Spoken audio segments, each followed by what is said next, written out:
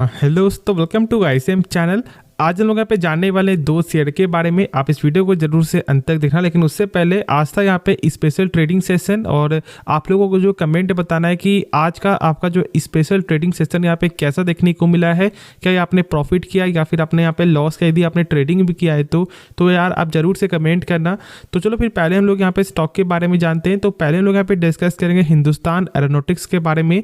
आज यहाँ पर ऑलमोस्ट आपको फ्लैट बंद होते हुए ही दिखाई दिया है, लेकिन हम लोग ये जानते हैं कि मतलब कि एक न्यूज़ भी यहाँ पे आपको आते हुए दिखाई दिया था कल के दिन। अब जो लोगों को अभी भी नहीं मालूम तो मैं बता दूं MiG-29 के रिगार्डिंग से। अब मैं बता दूं कि यहाँ पे न्यूज़ है क्या। तो यहाँ पे जो डिफेंस मिनिस्ट्री ने यहाँ पे साइन किया है 5 कैपिटल एक्विजिशन डील, जिसका वर्थ है 39,000 करोड़।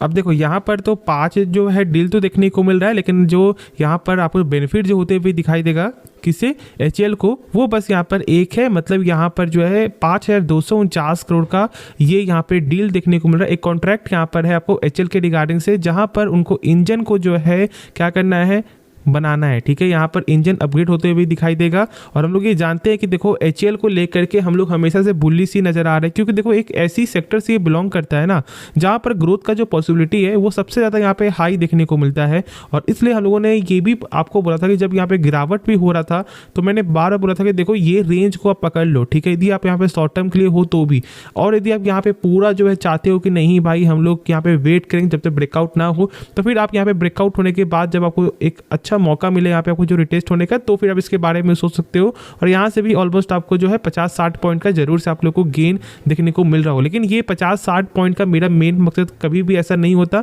यहाँ पे हम लोगों का हमेशा मेन होता है लॉन्ग टर्म के लिए। ठीक है, तो उसका भी वजह है। मतलब यहाँ पे वजह क्या है कि देखो कि मतलब शॉर्ट टर्म में आप ज़्यादा पैसा नहीं बना सकते हो, ठीक है, ये आप जानते हो। लेकिन लॉन्ग टर्म में देखोगे ना तो अच्छा खासा पैसा बनता ही बनता है यदि वो कंपनी जो है चल गई। बहुत लोग ये बोलते हैं कि सर हम लोग यहाँ पे लॉन्ग टर्म में रखेंगे, लेकिन कभी कभी शॉर्ट टर्म के लिए कभी यहाँ पे ज़्यादा गेन होता है तो फिर यहाँ पे कुछ साल के लिए ये बस एक साइड में चलता है। ठीक है, एक अलग बात है। लेकिन अब यहाँ पे एक पॉइंट देखोगे ना तो बहुत सारे बड़े बड़े जो यहाँ पे इन्वेस्टर है उनका एक चीज़ बोलना है कि यदि आपके पास जो है 10 स्टॉक है, मतलब यदि आपके पास 10 शेयर है, डिफरेंट शेयर है, और यदि उसमें से आपको 9 भी यदि आपको लॉस जो है दे रहा है, और यदि इसमें से मात्र एक शेयर यदि आपने लॉन्ग टर्म के लिए यहाँ पे रखा हुआ है ना, तो ये एक शेयर जो है पूरा कैपेबिलिटी ये रखता है कि आपका जो लॉस है उससे तो रिकवर करेगा ही करेगा, और साथ साथ इससे भी डबल पैसा आपको जो है शेयर करेगा। तो बस इसका पावर यहाँ पे यही है लॉन्ग टर्म का। बाकी आप खुद ही समझदार हो कि कंपनी का जो फंडामेंटल है उसमें कोई भी फॉल्ट जो है मुझे दिखाई देता नहीं है। जो सेल्स है वो भी यहाँ पे ग्रोथ हो रहा है। आपको ईयर के हिसाब से देखोगे क्वार्टर कभी यहाँ पे अप्स एंड डाउन है, क्योंकि देखो यदि ऑर्डर मिलेगा तो गेन होगा, यदि ऑर्डर नहीं मिलेगा तो यहाँ पर फ्लैट नंबर जाएगा। ठीक है, तो इस तरह का यहाँ पे नंबर जो देखने को मिलता है। लेकिन ओवरऑल जो यहाँ पे ग्रोथ है, फंडामेंटल है, वो यहाँ पे बेहद ही स्ट्रांग है। आरओसी देखोगे 30% का है। आप सोच सकते हो कि यदि कंपनी अपने ऊपर 100 रुपये लगा रहा है तो यही 100 रुपये कंपनी का एक साल बाद यहाँ पर 130 रुपये हो जा रहा है। मतलब 30% से यहाँ पे ग्रोथ कर रहा है। तो एक ओवरऑल गजब का नंबर है, और इसलिए हम लोग यहाँ पे पेशेंस रखते हैं फॉर द लॉन्ग टर्म के लिए। बाकी जो डाउट बचे एक्स्ट्रा वो आप कमेंट में जरूर से पूछना। अब हम लोग यहाँ पे डिस्कस करेंगे जियो फाइनेंशियल के बारे में। देखो यहाँ पे जियो फाइनेंशियल में आज के दिन भी आपको 3% तक का गेन देखने को मिल रहा है। देखो ये यहाँ पर सही डाटा शो नहीं कर रहा, लेकिन हाँ यहाँ पर 3% का गेन हुआ है।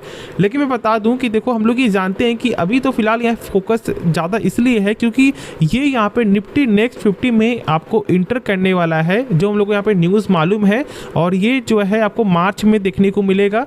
देखो सबसे पहले मैं बता दूं कि देखो यहाँ बेनिफिट क्या होगा। यहाँ पे जो फ्लो है ना वो यहाँ पे बढ़ते हुए दिखाई दे जाएगा, और इसका यही तो एक असल बेनिफिट है ना यहाँ पे। तो इसलिए मेरे हिसाब से अब यहाँ पर जो टारगेट है ना उससे लगातार आप गेन करते रहो। ठीक है, 400 भी स्टॉक जल्द से आ सकता है, और इसलिए मैंने जब शेयर किया था, जब इसका लेवल आपको 220-230 पे जब चल रहा था, मैंने बोला था कि देखो जो लोग को जो है ना कंपनी के बारे में नॉलेज है कि किस तरह से कंपनी काम करते हुए दिखाई दे सकती है, तो वो लोग यहाँ पे होल्ड, वो लोग यहाँ पे सेल नहीं करेंगे, वो लोग यहाँ पे और एड ऑन करेंगे, और जो लोगों को नहीं मालूम वो यहाँ पैनिक में होकर के सेल करेंगे। ठीक है, और आज देख लो कि जो लेवल था उससे तो ब्रेकआउट यहाँ पे कर ही दिया, और यहाँ पे एक न्यू हाई की तरफ ये जाते हुए भी दिखाई दे रहा है। तो आप यहाँ पर एक चीज़ को समझ लो, यदि आपको इस कंपनी के बिजनेस में दम लगता है तो फिर जरूर से लॉन्ग टर्म के लिए जाओ मेरे हिसाब से। और स्टार्ट होता है आपको ब्लैक रॉक के बाद, मतलब ब्लैक रॉक जब पार्टनरशिप जब करती है आपको म्यूचुअल फंड में एक साथ जो है आपको मिलकर के काम करने के लिए ना, तो ही यहाँ पे स्टार्ट हो जाता है कि भाई रैली यहाँ पर शुरू हो चुका है। और जब जैसे ही सेबी के पास जब आपको जो है इनका फाइल पहुँच जाता है तो फिर और यहाँ पे गेन हो जाता है। तो इसलिए मेरे हिसाब से जो यहाँ पे लॉन्ग टर्म ग्रोथ है वो यहाँ पर शानदार देखने को मिल रहा है। और हम लोगों को मालूम है कि जो भी सेक्टर में आपको रिलायंस इंटर करता है कहीं ना कहीं वो यहाँ पे मार्केट लीडर या फिर कहीं ना कहीं वो यहाँ पे 2 से 3 नंबर में जरूर से देखने को मिलता है। तो ठीक है, देखो यहाँ पर अब आगे का स्ट्रेटेजी यहाँ पे क्या देखने को मिलेगा, उसके बाद ही यहाँ पे एक गजब का टारगेट जो निकल के आएगा। बाकी देखो यहाँ पे नंबर जो इस बार फ्लैट आते हुए दिखाई दिया है, लेकिन हम लोग ये जानते हैं कि नंबर में जो फ्लैटपन है उससे कोई मतलब नहीं है, क्योंकि अभी तो यहाँ पर ग्रोथ होना स्टार्ट बाकी है ना।